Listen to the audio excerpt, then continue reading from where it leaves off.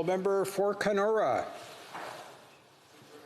Mr. Speaker, in March I asked the Public Safety Minister why his government is moving to confiscate legally purchased firearms from hunters and sport shooters instead of getting tough on real criminals. In response, the minister claimed that his government is, quote, putting Canadian safety first. But if the Liberals were trying to put safety first, they wouldn't have voted against a Conservative bill to impose tougher sentences on criminals caught with smuggled guns. They also wouldn't have introduced a bill allowing lighter sentences for people convicted of serious gun crimes. Mr. Speaker, in February, this government introduced a bill removing mandatory minimum sentences for crimes like weapons trafficking, using a firearm in commission of an offense, possession of a loaded handgun, illegally firing a weapon with intent, robbery with a firearm, extortion with a firearm, and more. I fail to understand, Mr. Speaker, how this is putting Canadians' safety first. Now, Conservatives have a plan to actually keep Canadians safe from violent crime. That plan includes strengthening anti-gun and anti-gang units, supporting the CBSA and cracking down on cross-border smuggling, support for mental health initiatives, and real consequences for real criminals. Our plan does not include cracking down on duck hunters while letting violent criminals off with a slap of the wrist, as the Liberals are. Mr. Speaker, the Liberals' plan to confiscate guns from law-abiding Canadians is frankly overreaching, and it is incoherent. They hide behind vague terms like military style without ever defining what that term means, what that label means, all the while passing legislation and moving forward on measures to ban many rifles that are used for sport shooting, but also for hunting. With their latest firearm ban that they announced last year, it was reported that several hunting rifles and shotguns were included on that list. It is truly not putting Canadians' safety first. It is only criminalizing lawful gun owners and law-abiding Canadians. And Mr. Speaker, I raise this again because I've heard from many in my riding that are deeply concerned about the government's approach to this. It is far and away, I'd say, aside from COVID, the single biggest issue I've heard in my writing, the greatest volume of calls and emails and people writing by mail concerned about this government's approach. I've heard from countless constituents who reach out to me from Wiagamau, Fort Severn, Lac Seul, and First Nations across the region who are concerned that the government is limiting their ability to hunt. When I visited the Lake of the Woods Gun Club, I heard many concerns about the Liberals' misguided priorities as well. When I went shooting at the Sioux Lookout Club, I heard about the already robust set of rules that members must follow.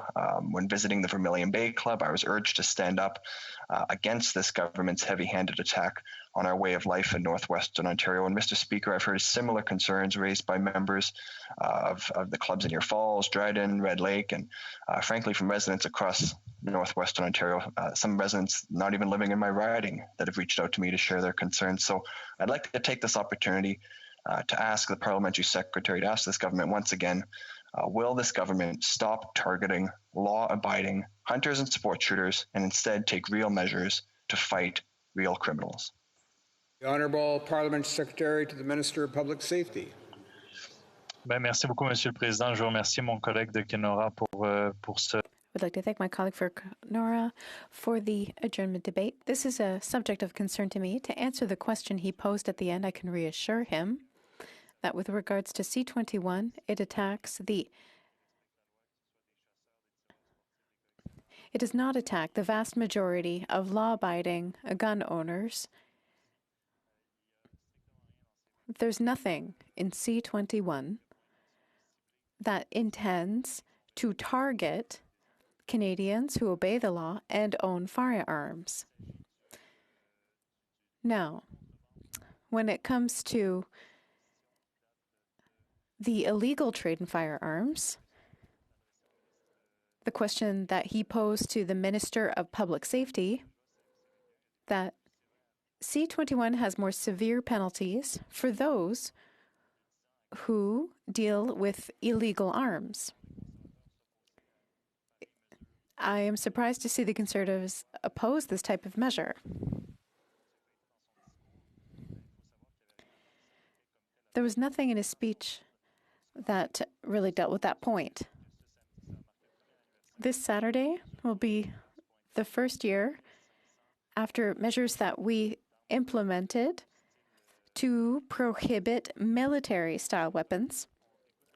The Conservatives listened to the arms lobby, whereas we listened to chiefs of police and Canadian society who were asking for these types of measures. We also took measures to forbid 1,500 types of firearms that were assault style. They were designed not for hunting and sport. They were meant to be used on battlefields. That made them inappropriate for civil use. They were deemed too dangerous for our society, and that's why we decided to forbid them May 1st of last year. To go even further into our fight against violence, Bill C-21 will complete measures that target military-style weapons. The bill will reduce domestic violence and limit suicides by setting up a system that will allow individuals and authorities to intervene faster when there are people who represent a risk for themselves, for society, or for their loved ones. This bill will continue to fight against the criminal use of firearms or selling them on the black market, and will require a permit to import ammunition. We will better share information with police when there are reasonable grounds to believe that permit owners are providing weapons to criminals.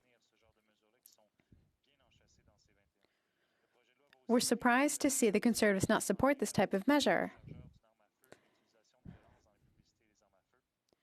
There are limits imposed on advertising of weapons as well.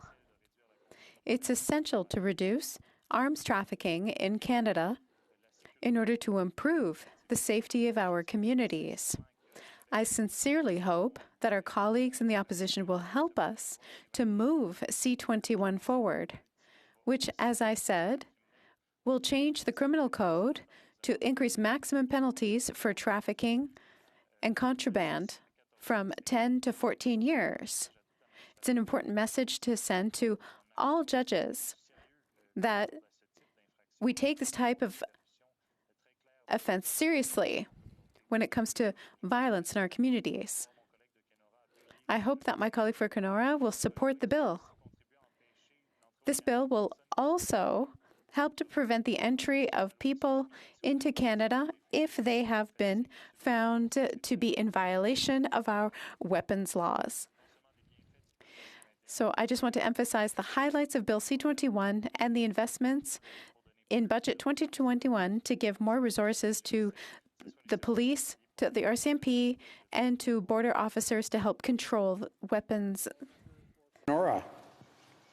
Thank you very much, Mr. Speaker. And unfortunately, the parliamentary secretary once again used those terms military style and assault style without a clear definition of what those are. He claims that the firearms that the government has moved to ban are not used for hunting or sport shooting. However, in my riding, many people are seeing the guns that they do use for hunting and sport shooting on the Liberals' list of now illegal firearms. So there's clearly a disconnect between his talking points and what's actually happening on the ground. And I would say I am also surprised. I'm surprised that the Liberals, who claim to be wanting to make Canada safer, have voted against a Conservative bill that would impose tougher sentences on those who are caught or found in possession of an illegally acquired firearm, a smuggled firearm.